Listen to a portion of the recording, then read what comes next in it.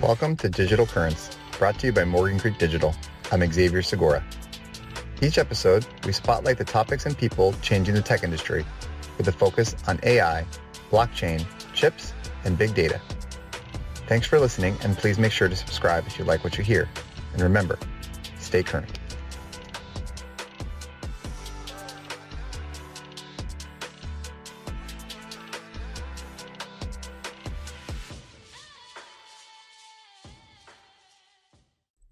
Mark, I learned a new thing this week. There's such a thing as pre-Valentine's Day, which, I have older cousin. He's now in a relationship, so he wished me a pre-Valentine's Day. I will extend the same to you, and a happy Friday. Happy Friday. And, many will be consuming this on Valentine's Day as they get ready for their big night. And I see you broke out the red. I have the black on today, in mourning for, the death of Bitcoin again for the 462nd time. So I do have the red, so for Valentine's Day and the blood in the streets. And then I have the, roller coaster sock game again, because it has been a wild roller coaster ride this past week. Down about 3% for the week. That's not horrible, but, we went down from 71 into, the 60s and then back up to 71 and then all the way down to 65. And now we're back to 69. And so lots of ups and downs, but yet we kind of are where we have been. I mean, for last week, the last month, ugly, right? We are just straight down a long drop, 30%. A little bit of good news this morning. Oh, and I have a hint of green because there's some green candles going on. So there's some green candles going on. Why? Well, I think I haven't actually read the full news, but I think Coinbase blew out earnings because, as we speak, Coinbase was up about 15%, after being hammered by like 50% over the past few months. So, and I think that's triggering a rally in a lot of the DATs and maybe even Bitcoin itself. So, the reports of the death are premature, as Mark Twain was fond of saying. And yes, there's blood in the streets, but it's interesting because we're wearing more burgundy than bright red. And it's kind of like, this is a terrible analogy to go with, but it's like blood coagulating, right? Yeah. It's not the bright red gushing out of the artery like it was a few weeks ago. Things are coagulating. I think we are healing, shall we say. And, I think there's a lot of good stuff ahead of us. I learned a nice useless fact. We like useful facts in digital currents, but we also love useless facts because sometimes they're even more interesting. So in the Roman times, of course, you can't go around of a commentary on the markets not speaking about ancient Rome. So in the Colosseum work, it was all filled up within sand because of the blood of the arena. And in fact, the word for sand in Latin is arena, which also translates into the other Romance languages like Spanish, which is arena. So we kind of have this dried blood going on for our useless fact of the day. But I love I love it because I also read that thing the other day that was circulating on the internet. When you turn 30, you have to choose one of the following things. And it's such and such, and sports or Rome. Like, there was that meme years ago about how long can your boyfriend go without mentioning the Roman Empire, and I'm guilty. I about Rome, probably more often. Like, part of it is, I used to write these very long investment letters, and I mean very long. Like, I think my longest one was 81 or 82 pages. They averaged about 40 pages. And, I've told the story that everybody around, my wife and ops and even our compliance guy was like, you can't write letters that long. I'm like, why? He said, well, no one's going to read them. I said, well, it's not for them. It's actually for me. So that's how I think. And a few people actually did read them, but not probably not that many. But I did write an entire, it was probably 60 odd pages on Alexander the Great, who let me Love it. tell you, was a badass. I mean, we're talking serious badass, not very old, which is kind of amazing even more, but just to be that good at something, one, at that young age, and two, in a time where you still had to spend a decent amount of time surviving. Like, Yes. stop off at the grocery store and fuel up. I mean, you had to be a master logistician and a master strategist and physically a good warrior. And you had to be a little lucky because you had to avoid the stray arrow or sword chop. But it's an extraordinary story. And he had so many, at least what was reported, so many interesting quotes that I interpreted to be directly related to investing. So, if you're curious, go find that letter and take a gander, or maybe we can link it in the show notes or something. But it was fun. I love history, just generally speaking.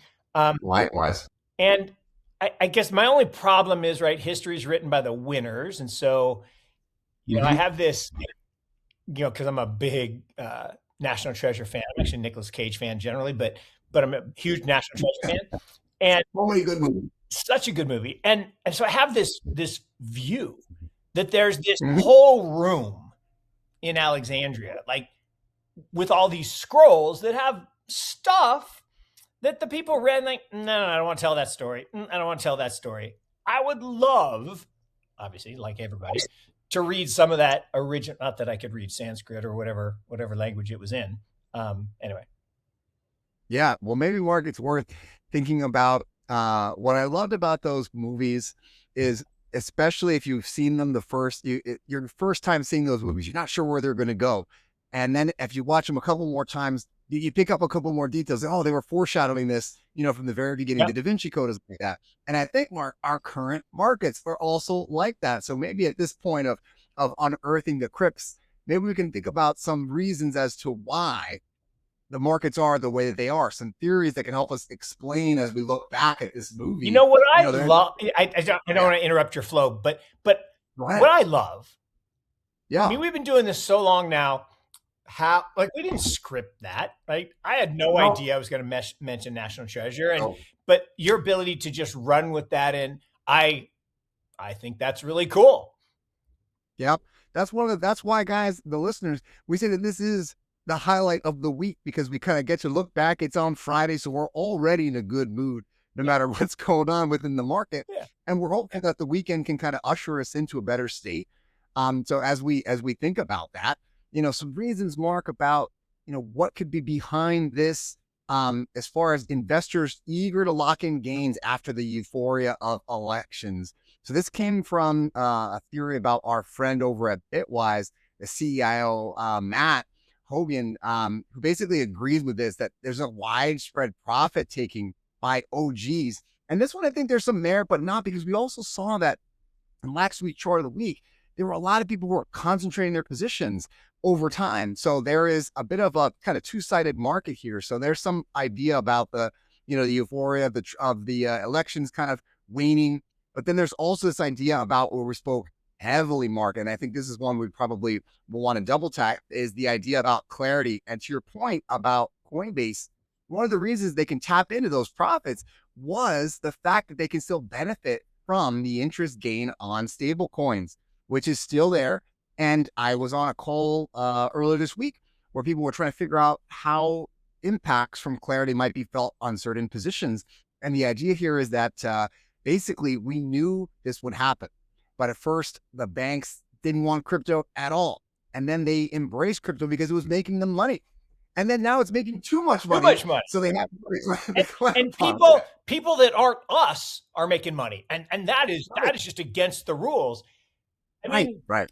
Look, there's part of me that wants to be, wearing over the green, looking Mhm. forward into, mid-March and St. Patty's Day. Here Oh we yeah. are, I love the beginning of the year. There's all these holidays. Like we have these holidays and we got another one on Monday, Right. with President's Day. And then of course it's, Lunar New Year. This year it's very late. I think Tuesday is the actual day. But so happy Lunar New Year to those who celebrate, huge numbers around the world. Yes, Um, sir. and I think the holidays start for them tomorrow. Big celebration. And again, I think Westerners can't appreciate how important Lunar New Year is to the culture on that side of the world. I mean, it's pretty extraordinary. Um, but I will also say that pre-Lunar New Year, there is always a weakness in the Bitcoin markets, despite the fact that, remember, China banned Bitcoin. So it's not supposed to be Right. going on there. It's still, I think, number 2 or number 3 globally in hash rate, despite the fact that it was banned. And of course, a huge percentage of the actual transactions are occurring in China. And so a lot of Chinese actually own Bitcoin. And there's the tradition of the red envelopes, and you fill them with cash, and it has to be cash, like, the red pieces of paper. So there is pressure seasonally where they're selling a Bitcoin to fund the red envelopes. I think we saw that. We had some other things. The Clarity Yeah. Act is a big one. Look, if the Clarity Act were to be signed in its current form, or not signed, but approved in its current form, it's a direct assault by the banking industry against firms like Coinbase and others. And so I'm not surprised, right, that the Wall Street Journal called, Brian public enemy number 1 on Wall Street. I mean, come on, guys. So all of this goes to say we got past Chinese New Year. Then we go into this period where historically we get a little bounce in digital. And then normally there's another sell-off in early April to fund tax payments. But this Right. year we're living in the upside down. So last year was flattish. The first 9 months were amazing. Last 3 months were terrible. The year itself was down 5%. So no one has these big gains that they have to pay taxes on. And so I think there won't be the normal cyclical drawdown in the US. But more importantly, because of the big, beautiful bill, a whole bunch of tax refunds are going out. It's not a stimulus check per se, but it's kind of like that. And I think a decent amount of that's going to flow into digital and particularly into Bitcoin. And so I look, I still believe, the 311 cycle, 4-year cycle, whatever you want to call it. I still think we're in crypto winter. I don't think crypto winter ends till September. Maybe it gets compressed a little bit because everything's happening faster in the markets, but I think we're going to be snake in the tunnel for a while, but we might get back to the top end of that tunnel pretty quickly here in kind of March, April, May. And then look, May to September, sell in May and go away. It's pretty Mhm. accurate. I mean, that's kind of the way things work most times in the markets. But then I get pretty excited about the future, mostly because of what we do, right? I mean, Right. we're in the venture business and we're in the business of backing talented founders. And total non sequitur and non segue, but just to grab at AI for a second and come back. And I don't think this is the chart of the week, but maybe I'm foreshadowing it. So there's a chart that's gone viral in the last 3 days about Anthropic, right? So they went Mhm. from, a little bit, 100 million ish of ARR to 1.4. I'm sorry, no, from like a billion. What I don't remember the exact numbers, but I think it's like, yeah, it's like 1.4 billion of ARR, right? And Mhm. and it's like a 10x growth, and everybody's putting this chart out there and talking about, how good. And then they raised at 380 billion, maybe co-led by Co2 and one of the Singapore entities, maybe GIC, and that's a big number, right? I mean, that's a big number. And that type of growth. Now, what does that mean for, OpenAI? That's probably less good, but it means there is real, revenue happening in these businesses, and it's happening at a pace that is freaking people out a little bit. So the blood in the streets this past 2 weeks, software, traditional software companies, holy moly. I mean, down 50, down 70, down 90. I mean, these things are down a lot. Mm-hmm. And, we've all seen the meme of the Reaper going to the first door and the second door and the third door. Well, start with software. And then there was a report that somebody, used Anthropic for, I wish I could remember what it was, but it was, and so then it took, it was taxes. Someone said that they had an AI agent that could do your taxes. And like literally in a couple hours, Schwab and H&R Block and a bunch of, they were down 8-10%, like hundreds of millions of dollars, probably tens of billions of dollars of market cap wiped out because an agent said, there's no proof that it could do that, but one of my favorite lines this week was a guy saying, so let me get this straight. So you're saying that enterprises are going to ditch Salesforce for an agent coded by a 13-year-old from China? Probably not. And it's not that they're from China, they could be from Estonia, it doesn't matter, but some of that stuff's been coded by 13-year-olds vibe coding. I'm probably not going to chuck my entire CRM to go to that agent, at least not yet. Yeah, and there was one there. We'll kind of peel in a little more depth on Anthropic, Marcus. I'm glad that you brought it up, but it actually reminds me of a quote that our other venture partner and friend of the fund, Pump, mentioned as a potential reason for this skid, which is the idea that there are now many other areas where people can go and speculate, and one of them, of course, is AI. As we think about this, hefty valuation, so. The consensus view where, asymmetry that has existed, has really now been tested here because there's, so many other ways to potentially make money outside of crypto, but you've got precious metals, prediction markets also within crypto are really having an outsized impact here. So, in addition to that, you've got AI startups, $202 billion in VC funding last year. And what that looks like from a prediction market standpoint, they're getting big money as well. So they're up from, if you can believe this, 7 million less than 2 years ago. And now, it is all the rage. And of course, I like this sensible argument, Mark. I can tell this is from, a very sensible quote here. This is a self-imposed crisis of confidence, according to Bernstein analysts. Self-imposed.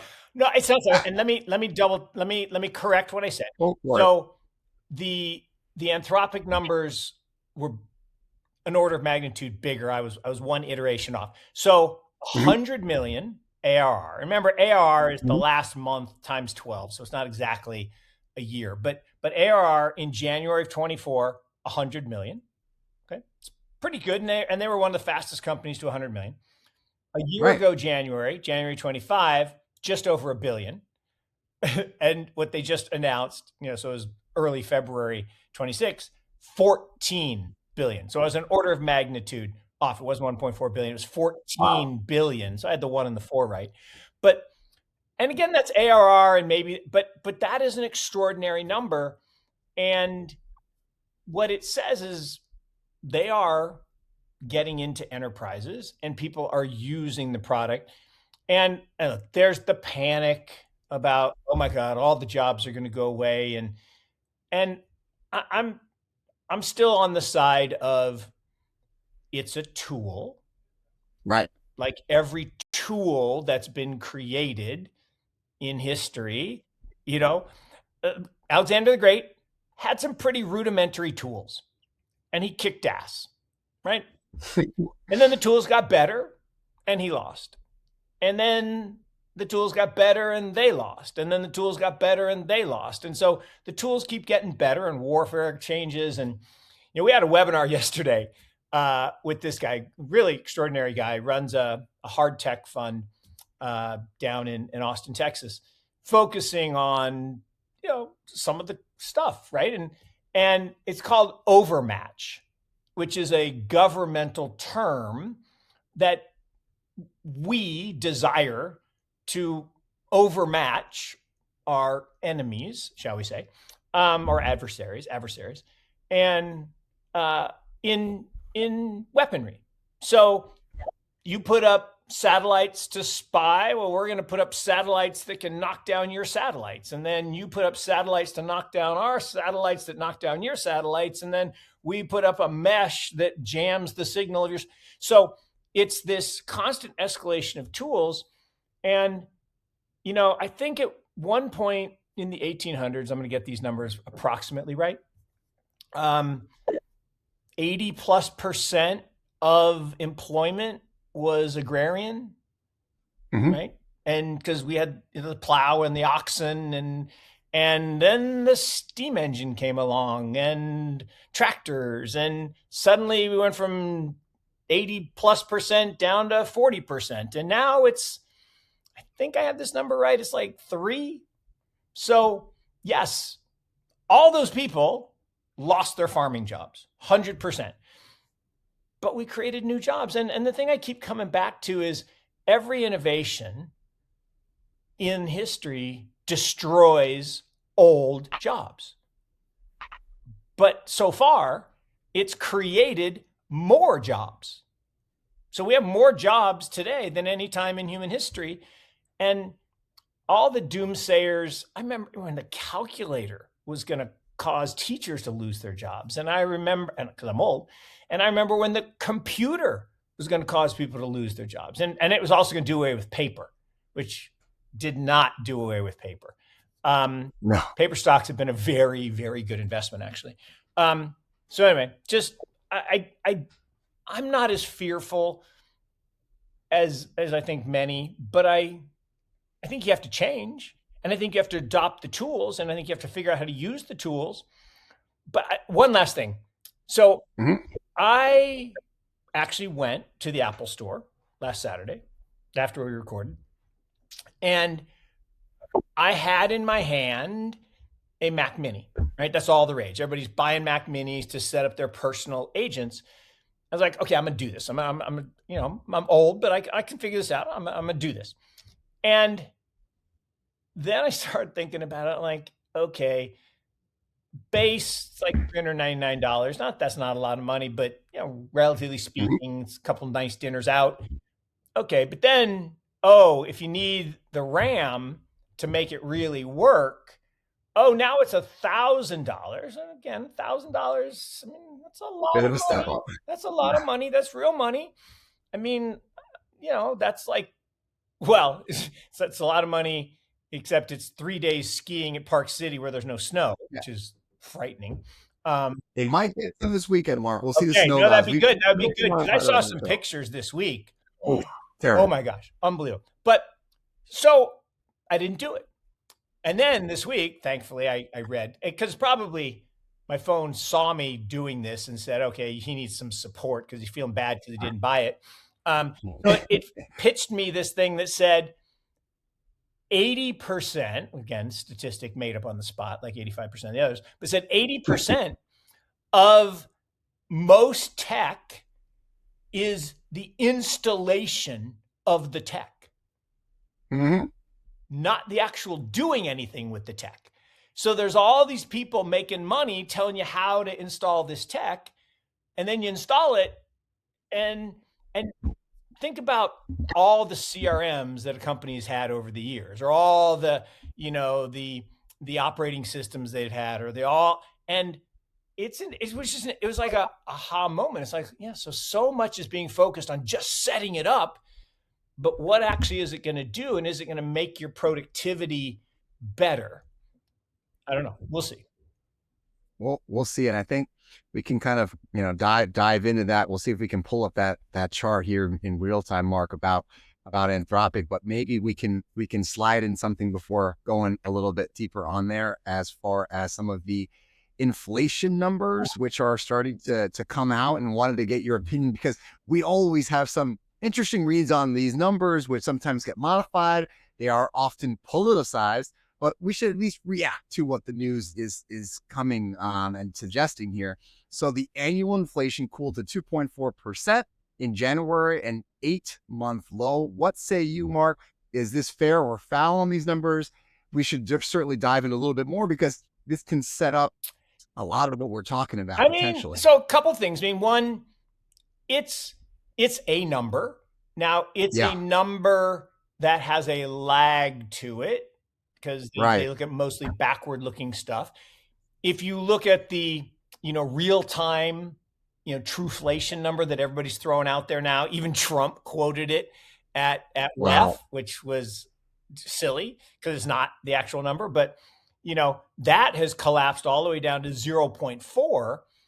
Now, most of that collapse is because, eggs, which got to $9 a dozen, are down to like $1.99 again, and a couple other things, cocoa prices and sugar prices. So there were these weird spikes, and now they're coming down. But at the end of the day, and the normal inflation number excludes food and energy. Like, well, what else do I actually spend money on other than food and energy? I mean, but the real thing to me is a big portion of that number is owner's equivalent rent, which is the rent you charge yourself to rent your house from yourself, which actually never happens, but it's a made up number. And all that, and that's sticky, right? That's sticky down and sticky up. But all that said, fine. The trend is definitely down. It was 2.8, 2.7, 2.6, 2.4.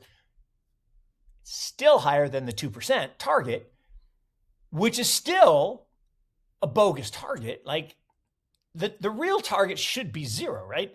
This idea that inflation is somehow good for us is nonsense. And we've talked about this. From 1776 to 1913, there was none. And then from 1913 on, there is, because of this thing called the central bank and fiat currency. And part of it's why gold and silver and Bitcoin and other stores of value are so critical to be a component of your portfolio, because they're going to keep chipping away at the value of the money. Because think about what money is, right? Money is an asset that exists in the absence of a liability. Gold, silver, platinum, you could use copper or other things. Bitcoin is in there, but these are assets that exist in the absence of a liability. Currencies, what other people think of as money, are not absent of liability. They are created by government incurring debt, which is why JP Morgan said, right, in 14, 15, that gold is money, everything else is credit. Absolutely true. And so once you get in debt, again, you either have to pay it back, restructure it, default on it, or inflate it away. Governments do that because they like to stay in business. And all that said, the trend is better. It's still higher than it should be. And so there are those calling for rate cuts. Well, how do you cut rates when your GDP growth in the fourth quarter is maybe as much as 5%? I don't know what the number is actually going to be, but that's not a time to cut interest rates. That might actually be a time to raise interest rates to slow things down so that inflation number doesn't heat back up. But all in, I think inflation is one of those things that people talk about that I just spent way too much time talking about it, because we should spend almost no time talking about it because governments are going to do it. Yeah. Because they have to devalue their currency in order to deflate the debt, right? If you owe someone $38 trillion, which we do technically, right? We owe other countries, other people $38 trillion. And remember, a trillion is $1 a second for 31,710 years. So that's a very large amount of money. There's no way we can pay it back unless we devalue the currency, meaning we devalue the debt because the debt is fixed and we pay it back in, more valuable dollars in the sense that they've appreciated, but it's an illusion. It's money illusion. And that's all to say, I think there's more deflation than inflation, meaning that inflation number is going to keep coming down because productivity enhancements, robotics, AI, all the things that are coming.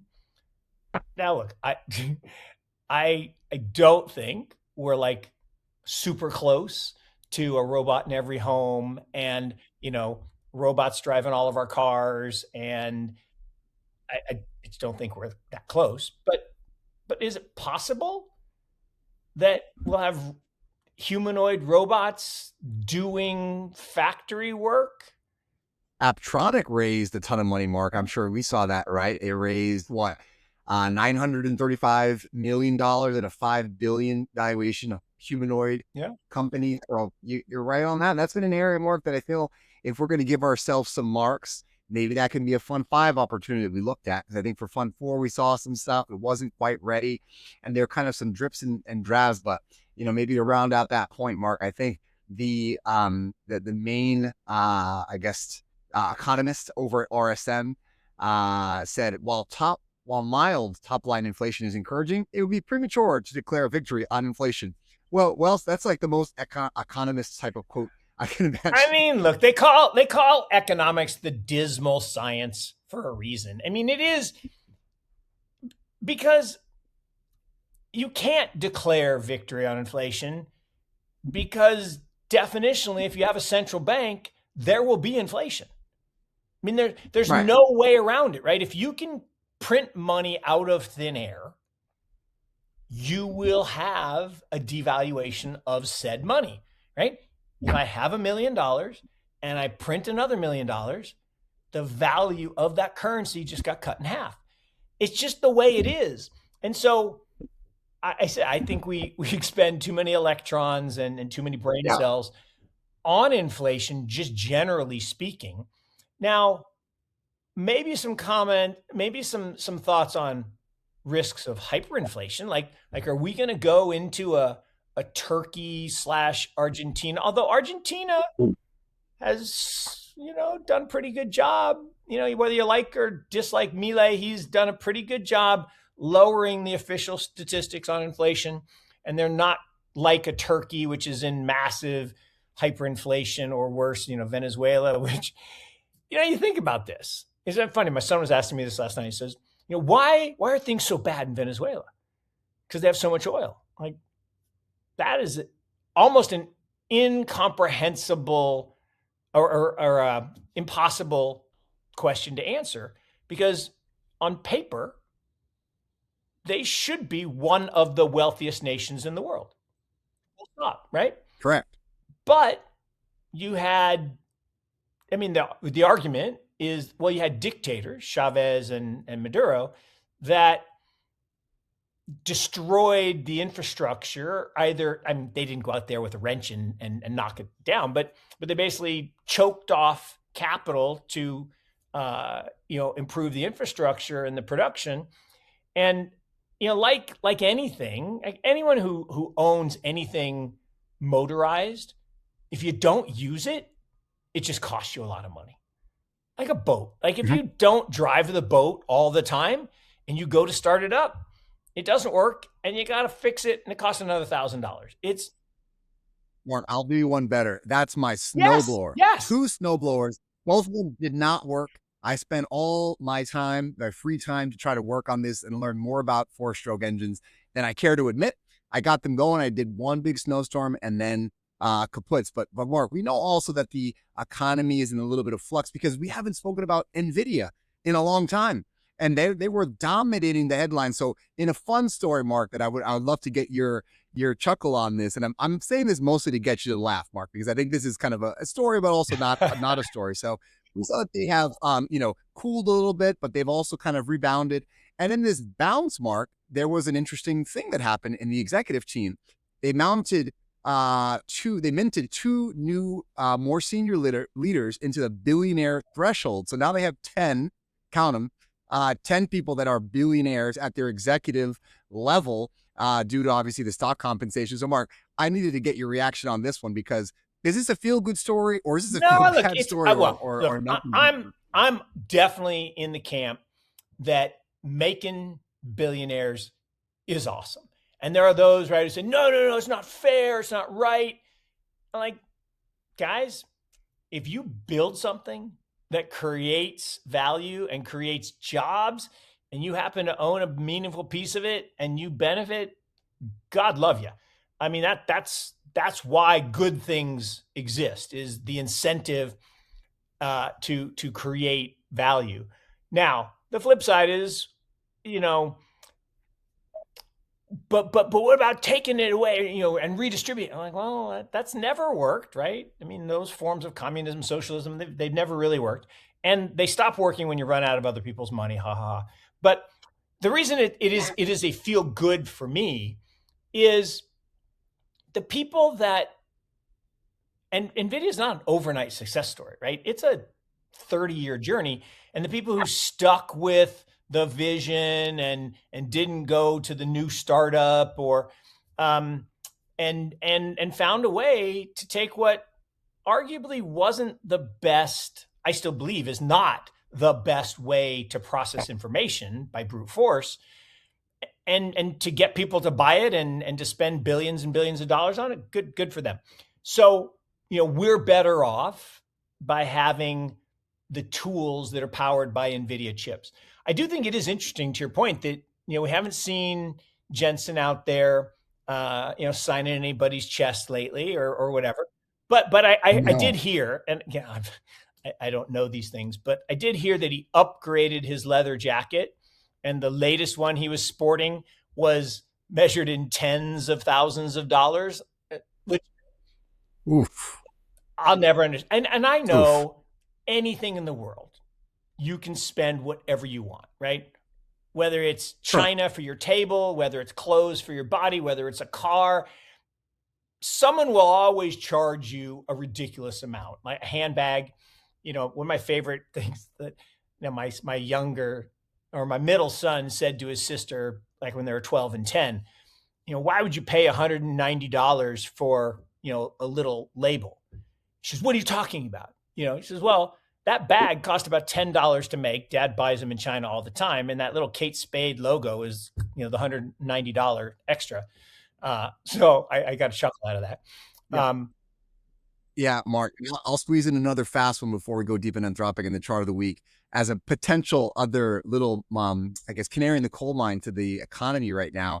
So in the first time in years, Mark, Apple has issued an update for the old tech because they realize maybe people don't want to buy, the Mac Mini that actually cons them into spending 3 times as much. So they're going to stick with their old tech. And so they're providing these updates to, get this, Mark, an iPhone 5 or an iPhone 6. The first models that were released over 10 years ago in 2013 and 2014. So the quote was that this update extends the certificate required by features as iMessage and FaceTime. They continue to work after several years. So I think this is, I think that means a bad sign when you're going and updating tech for maybe 10 or 15 years. I'll take, rather than sinister, I'll go to the sunny Saturday side, which is, look, it is Valentine's, right? So it can definitely be sinister, and that it could definitely mean, geez, we just don't have any innovation left, so we might as well milk our old stuff as much as we can. That's a pretty easy argument to make, given that the big innovation on the 17 was the shape of the camera holder, which again, if Steve Jobs were still alive, God rest his soul, there would be no bump. It would be flat. They would have figured out somehow to make it flat. And I know they say, no, it doesn't work because the optics. And you would have found a way. Well, Mark, they have a fancy name for it. It's called the plateau. So it's marketing, right? And mature companies do. But I think a couple things on this that I think are good. So kind of like, Cuba, since we had the big celebration of Latin American, South American culture at the Super Bowl and all that, controversy. But in Cuba, right, there are all these 50s cars, and there actually is a pretty vibrant marketplace for. And I don't know that they're original. I don't know that Chevy's still pumping out carburetors for 57 Chevys, but somebody figured out a way to manufacture parts that could service those cars. And so someone was probably going to figure out a way to jailbreak these phones or make them work because they're perfectly functional. And like a car in the US has a average life of, I don't know what it is, 17 years or something. But then they get boxed up and shipped to other places that have different rules on emissions or different levels of income, and they can still serve a useful life. Now, the old cars actually ran and you could fix them yourself. And as someone said, the old manual taught you how to fix a 2-barrel carburetor, and the new manual says don't drink the battery fluid. That's a little weird. But because you can't even get to the stuff to work on it. So there's that. And there's a whole movement now to get cars that don't have all the electronics so you could actually fix them yourself. But the point is, an iPhone 5 may not be in the hands of your current high school kid or us working, but it finds its way eventually maybe to another country where cellular service isn't 5G. It's probably even 3G still, or maybe 4G. And why not support those assets? Because the other thing about Apple that people miss, a big chunk of their value is the services piece, the App Store, right? Oh, yeah. And so if you can get more hands around your product, that's a good thing. The last part of it is Apple is still, believe it or not, a fringe company. It has 19% market share of phones. 80% of these things, I mean, this happens to be an Apple, but 80% around the world happen to be Android and use a different operating system. And so if you could, and part of the reason is people in lower income countries are like, well, I don't have $1,000 to buy a phone, but I'd like a smartphone. So Xiaomi says, well, here, buy this $100 smartphone. Well, an old 5 refurbished and repurposed and updated with software can probably sell to compete with those Chinese products. And rather than legislate China's the enemy and you can't work with them, and this is a better way. Just compete and produce products that. So I will applaud them. I will say it was interesting. I had these 2 very old iPads, and so we just had our my daughter had her 4th child, so we have 4 grandkids now, and so we were short some iPads when the grandkids would come over, because now everybody has to have their own, which is fine. I mean, they're doing fun stuff. Long story short, right. We don't want that fight to occur when there's just no. It was bad. And 3. It was bad, and they were like timing each other, and it was bad. And some count faster than the other. But so I had these 2 old iPads, but I went to turn them on, and I'd forgotten my password, and the only way was to do a reset, but you couldn't reset because the iOS wasn't working. There actually is a process now that I was able to plug it into the computer, download the iOS, do the upgrade, and then do the erasure so that I could get into them, and they work like a charm. And I get why they made them not work, so I would buy a new one. So I have a new one, so Apple's happy. But now my grandkids are happy, so maybe I'll buy some Apple stock because of that.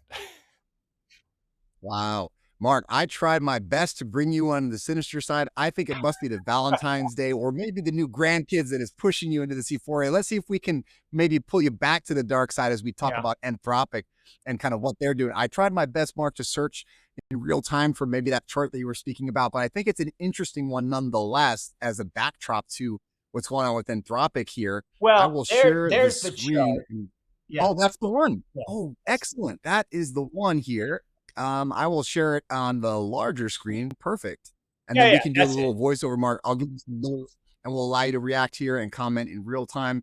And as we say, if a picture is worth 1,000 words, a chart is worth apparently, Mark, $14 billion is the current runway. Well, so and you know, X, again, we don't plan this, and this actually was in real time changing the chart of the day. I told you I wore the green shirt in hopes of green candles for Bitcoin, and we did get a couple this morning. But these are green candles. I mean, these are God candles from a revenue perspective, and I don't know if it's true that this is the fastest ever company to 14 billion, but it's probably in the top, 4 or 5, if it's not the number one. But I think it goes to a couple things. We've talked about this a couple times on the show. So there was this original idea that, OpenAI was the standard and everyone was just going to use ChatGPT because it was first. And because Elon was involved, but then Elon wasn't involved. And then there was Sam, and then there was all this network effect. Well, I think but then what we saw was this X, right? That OpenAI's market share was 85% 3 or 4 years ago, whatever the release date was. And it had dropped, and Anthropic's was 0 because it wasn't even started. And then it came on, and you can see it. So I guess 4 years ago. So then 3 years ago, it has this little tiny line. You can barely see the green, and tiny little market share. And then the next year, 100, million is a lot, but comparatively it was nothing.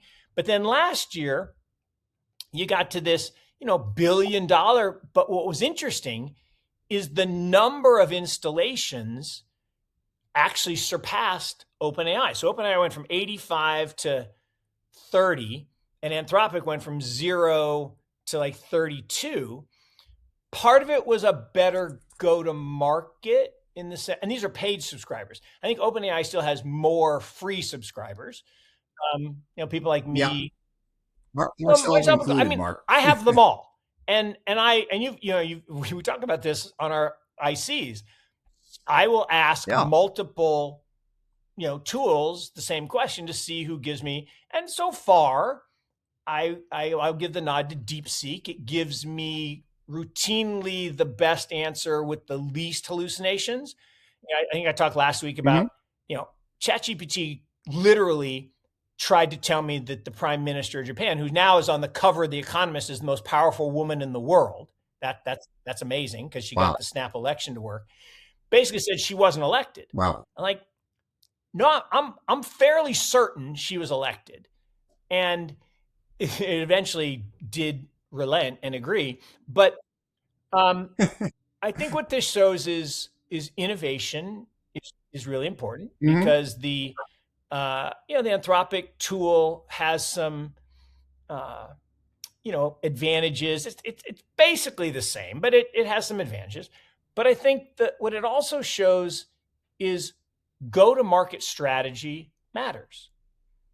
And, I talk about this all the time. When I was, young and more foolish than I'm still foolish, but I'm less foolish than I used to be. And maybe when I'm super old, I'll be wise. But when I was young and more foolish, I'd worked in the investment business, and I decided to start an investment firm back in 2004. And we had, and I don't mean this in an arrogant way, but we had really good performance, at Carolina, and it was more luck than skill, but it was real. And so I'm like, oh my God, we're going to build this new product, and it's going to look just like that, and everyone's going to buy it. And we built it, and a couple people came, but I learned the hard way. It's not if you build it, they will come. It's if you sell it, people will buy it. Because we found a way to sell using wholesalers and distributors and partnering with some big broker dealers. And we literally hockey sticked. I mean, we looked like this. It wasn't the same number, but we went from not annualized revenue, but we went from basically 100 million. It was almost these exact numbers. We went from 100 million of assets to 7.5 billion in about 18 months. And it was all about selling. It was all about the go to market. And it was amazing to me because I tell a story that when I was out on the road doing these pitches, people say, oh, you're such a good salesman. I am not the salesman. I am the CIO. And they're like, well, but you're a good talker. And I'm like, but I'm still the CIO. I'm like, yeah, whatever. You sound like a good salesman. And I took such offense, right? Until this buddy of mine says, Mark, you're just looking at it all wrong, right? Sales is just transferring your enthusiasm to another. I was like, oh my God. Okay, I can do that. Yeah. And so the Anthropic team has just blown it out of the water on sales. Now the product's really good too. Don't get me wrong. The product has to be good to have this type of success. But sales is just so important. And, I think we're going to see it in the robotics. There are a bunch of companies that are building humanoid robots, and they're all basically the same. I mean, the Boston Dynamics guys tend to have the most whiz bang features. Like the one I love is where, it doesn't, like a human, we can't rotate all the way around. So if I got to pick something up behind me, I got to turn my feet. Well, their robot can 360, or it can actually go infinitely around, which is pretty amazing because you think you have wires there, but they figured out a way to do it without wires. So the selling part is really, really important. Mark, I wondered and I debated with myself because you have been so positive today, and maybe I should just accept that, but I'll put in one quote to try to bring out the Sinister Saturday. Elon Musk responded to this, of course, as the owner of XAI. So we're expecting 3 maybe IPOs on the AI side to hit this year, maybe next year. Anthropic being one, and obviously OpenAI, and then XAI, which is part of Elon's empire, to be another. So I will save the dirty parts of the quote because this is a family show, and just maybe have some of the better parts where he says, frankly, I don't think there's anything you can do to escape the inevitable irony of Anthropic ending up being Misanthropic. Sick burn by Elon. We will see if that is the case. Okay, so all right. So let's go there. So this is the sinister part, and there actually was a very interesting post yesterday from someone who claims. So these are always claims you gotta validate. But he claims he worked in the safety group, whatever that means, of one of these big firms. And to Elon's point, the number of, because if you think about an AI, right, the idea that you can talk to it and it creates stuff that you tell it to do, that's great. That's awesome. The challenge comes is if you misspecify the reward function, does it do something that would cause harm to humans? And that's supposed to be verboten, right? Do no harm. And we all seen the thing with the Boston Dynamics where they give it the gun and then they stand there and the guy says, all right, shoot him. And I'm not standing there. But the robot doesn't shoot him. Way. And I'm like, okay, so but the problem is if now we get a program, whether it's Anthropic or OpenAI or whatever, that the code recodes itself and overrides that. And one of the things that got reported was, that'd be a bad outcome because then we shoot the guy. But what got reported is that both OpenAI and Anthropic, so it's I'm guessing the source is probably someone from XAI, my guess, just being a little conspiracy theorist on that it said that OpenAI and XAI and Anthropic have had multiple experiences where they violated the said rules. One of them had to do with, asking if you're given a choice between, hitting the airlock on the door and letting the human escape, but it cost you X dollars in production time, or not hitting the airlock, what do you do? And it got to the point where I can't remember which one it was. It was either Anthropic or OpenAI. 85% of the time it was killing the person. I'm like, okay, that's probably not what we're going for. But it has to do with misspecification of, the reward function. But if a human isn't specifying that and there's an ethics question, yes. And so that's the first level, which is if we don't have the governors on the code that don't allow it to modify itself to get around the governors, we could have a problem. But there's a more misanthropic message. And it's kind of rich coming from Elon, because I think he's right at the center of this. So there is a school of thought that says all of these developments from the original open AI and why it was really a closed AI, it wasn't open at all. It was a very small group of people, and they all happened to be kind of interrelated, literally physically related. And that then, Elon breaks off and he's doing his own thing, but then he's super tight with Jensen and he's getting special treatment. And then Anthropic spins that all of this is actually misanthropic. That dark side of the digital future controlled by a small number of people, I think there's a little pot calling the kettle black, maybe. And I'm not saying Elon's a bad person per se. I do think there's evidence of surveillance technology, like your Tesla is always recording, and yet that wasn't disclosed. And then they had to tell people, and then there was some embarrassing stuff. And now we got and this isn't Elon, but now we got the Ring doorbell thing where, oh, well, yeah, if an agency comes and asks us for the footage, we have to give it to them. Like, well, that's just spyware. I mean, so, people are ripping their Ring, doorbell out. I do actually worry a little bit about that. So yeah, you got me on the sinister side, because if you finally did. If you pull the thread, the capability of these tools is reaching a point where you could start to govern parts of people's lives. I have this nightmare, right? I go to the bank and I punch in my code and it says, you have no money. How would I prove that I do? And yet if I have my money on a ledger, it's mine. Now, I had a funny experience on the sinister side.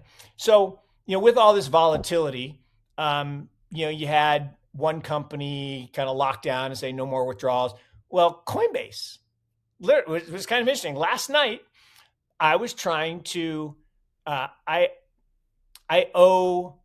we're original investors in not the original, but one of the early investors in Coinbase. So I have a Coinbase account for, family harmony purposes.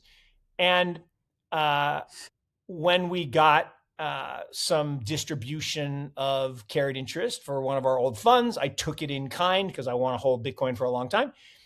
And I, have it at Coinbase, and it's in a vault. It's in cold storage because I don't want it to where someone could steal it, but it's in cold storage. The original Zappo group, which is amazing. But long story short, I have to pay fees. Well, for whatever reason, and fees are fine, but for whatever reason, the default was not that they just deduct the fees from the amount. So I was getting these dunning notices saying, we're going to send you to collections. I'm like, for what? What are you talking about? No idea. My bad. No idea that I had to print out the invoice, and literally they wanted a wire transfer from the bank. I'm like, hell to the no. There's got to be a way that you can take the money out of my regular Coinbase account in USDC and pay the bill. So I'm and of course you can't get a human being at Coinbase. So one knock against Coinbase, you cannot get a human being. you can do an AI chat, and then they claim the AI has a name, so it's kind of human, but you can't, there's no number to call to get human. So I'm chatting with this guy. Can I do this? Like, well, you got to do this, this, and this. So I tried it. And it was so brutal because I kept copying the address and putting it over here. And then it would say, no, that's the wrong address. I'm like, I copied it from your site. I'm not like typing it in. And I succeeded. This is crazy. I succeeded in getting 110 because I kept just, at first I thought it was maybe the amount was too big and because a couple $1,000s that I, have to pay. So I said, I'll just try $10 as a test. And I don't know what I changed and it went through. And then I tried 990 to get to 1,000 and it wouldn't work. So I did 100 and that worked. And my wife, she was like, if you can't figure this out, this is bad. Not that I'm some super brain, but it's like, you should be able to do this. And I was unsuccessful. So I, on the other hand, was successful in getting you to Sinister Saturdays, which was my original intent, even though it is Valentine's Day and we got the long weekend on President's Day. But I will say I felt bad because we were positive, but we have some listeners that may not have Valentines and they might not feel okay with that. So hopefully this gives them and they rely on us every Saturday for some coffee there for you, a little bit of sinister stuff to get them jazzed up for the weekend, and all this happy joy. I get you. So we got to balance that, and probably the best way to go out. We'll wish those a happy pre-Valentine's Day per my cousin Mark, and a happy Valentine's Day. And then, of course, if you don't have a Valentine, then you were in luck because we gave you a little bit of a serving of Sinister Saturday. So we'll wish everybody, as always, a good weekend and to stay current and to stay subscribed. We thank you very much for tuning in with us. And Mark, I bid you adieu and a thanks, happy X, Valentine's. and enjoy the weekend. And hope everybody in the house is back to feeling well. And talk again soon. Oh, yeah.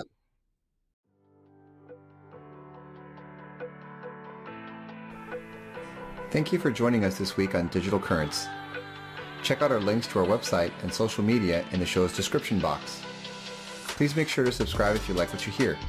And remember, stay current.